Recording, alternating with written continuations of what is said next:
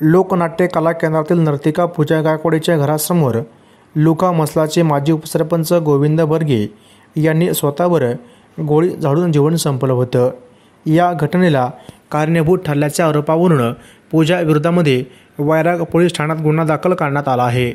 चौकशीसाठी 10 सप्टेंबर रोजी तिला बार्शी न्यायालयात हजर केले असता सुरुवातीला 3 दिवसाची पोलीस कोठडी सुनावण्यात आली आहे।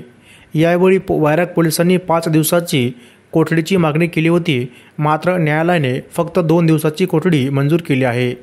या प्रकरणात पोलिसांनी न्यायालयामध्ये अधिक मुदत मागण्यामागे महत्त्वाचे प्रश्न उपस्थित केले आहेत। घटनास्थळी वापरलेली पिस्तूल नेमकी कुठून आली, त्याचा परवाना होता का, त्यात किती बुलेट होत्या आणि उर्वरित कुठे आहे, मयत गोविंद बर्गे यांच्याकडे हे पिस्तूल कशा मार्गे आले, यासारख्या मुद्द्यावर तपास व्हावा अशी मागणी पोलिसांनी केली आहे। तसेच गोविंद आणि पूजामध्ये झालेले आर्थिक व्यवहार, त्यांचे मोबाईलवरील संवाद आणि त्यांची नोंद याबाबत माहिती मिळवण्यासाठी अतिरिक्त वेळ आवश्यक असल्याचे पोलिसांनी न्यायालयामध्ये स्पष्ट केले आहे। पूजा गायकवाडला गोविंद बर्गे यांनी वैराग येथे सुमारे 7.5 लाख रुपये किमतीचा एक प्लॉट खरेदी करून दिला होता, हे उघड झाले आहे।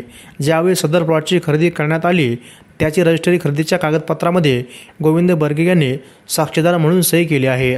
यावरून पूजा हिला गोविंद बर्गे यांनी प्लॉट जागा सोनाने खरेदी करून दिले होते। या नातेवाईकांच्या आरोपामध्ये तथ्य आढळून आले आहे। आणखी काय काय व्यवहार पूजा गायकवाड व गोविंद बर्गे यांच्यामध्ये झाले हे पोलीस तपासामध्ये उघड होणार आहे। पूजा गायकवाड ही कला केंद्रामध्ये नर्तिका असून ती 21 वर्षाची आहे। 1.5 वर्षापूर्वी गोविंद बर्गे आणि पूजा गायकवाड यांची ओळख झाली होती। कालांतराने पूजा गायकवाड आणि गोविंद बर्गे यांच्यामध्ये प्रेमसंबंध निर्माण झाले। पूजा गायकवाड ही इंस्टाग्रामवर तिच्या नाचण्याने अनेक तिचे रील्स शेअर करायची। गोविंद बर्गे यांनी प्रेम प्रकरण सुरू असताना पूजा गायकवाड हिला 2.25 लाखाचा मोबाईल फोन आणि सोन्याचे दागिनेसुद्धा घेऊन दिले होते। गेल्या काही दिवसापासून पूजा गायकवाड ही गोविंद बर्गे यांच्याशी बोलत नव्हती, त्यामुळे गोविंद बर्गे हे नैराश्यामध्ये होते। पूजा गायकवाड हिने गोविंद बर्गे यांच्याकडे गेवरातील बंगला आपल्या नावावर करा आणि माझ्या भावाच्या नावावर 5 एकर जमीन करा अशी मागणी केली होती। गोविंद बर्गे यांना तमाशा बघण्याचा नाद होता। ते अनेक कला केंद्रामध्ये जायचे। 1.5 वर्षापूर्वी गोविंद बर्गे यांची थापडी तांडा येथील कला केंद्रातील नर्तकी असलेल्या पूजा गायकवाड हिच्यासोबत ओळख झाली। कालांतराने गोविंद आणि पूजा यांच्यामध्ये मैत्री आणि नंतर प्रेमसंबंध निर्माण झाले। गोविंद बर्गे हे पूजाला भेटण्यासाठी नियमितपणे पारगाव कला केंद्रावर जात होते। या दोघांचे प्रेमाचे नाते घट्ट झाल्यावर पूजा गायकवाड हिने गोविंद यांच्याकडून 2.25 लाखाचा मोबाईल फोन, सोन्याचे दागिने घेतले होते।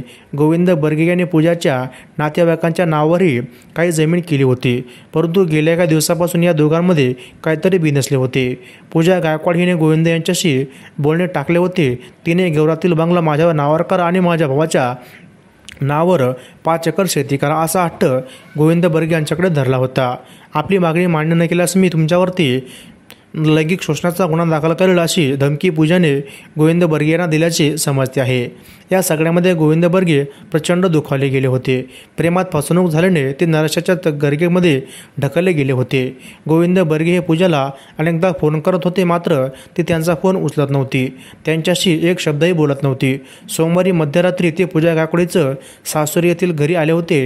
या ठिकाणी दोघांमध्ये नेमके काय झाले हे माहीत नाही, मात्र दुसऱ्या दिवशी पूजा गायकवाडच्या घरापासून काही अंतरावर कारमध्ये गोविंद बर्गे यांचा मृतदेह मिळाला।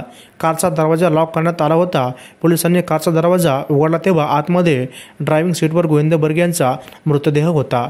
त्यांनी डोक्याच्या उजव्या भागामध्ये कानशिळीत गोळी झाडून घेतल्याचा प्राथमिक संशय पोलिसांना आहे। गोविंद बर्गे यांच्या डोक्याच्या उजव्या भागातून गोळी शिरून डाव्या बाजूने बाहेर पडली आहे अशी माहिती पोलिसांकडून देण्यात आली आहे। तर मित्रांनो, या संपूर्ण प्रकरणावरती तुमच्या काय प्रतिक्रिया असेल नक्कीच कमेंटच्या माध्यमातून व्यक्त करा आणि असेच नवनवीन व्हिडिओ बघण्यासाठी आपल्या यूट्यूब चॅनलला नक्कीच सबस्क्राईब करा। धन्यवाद।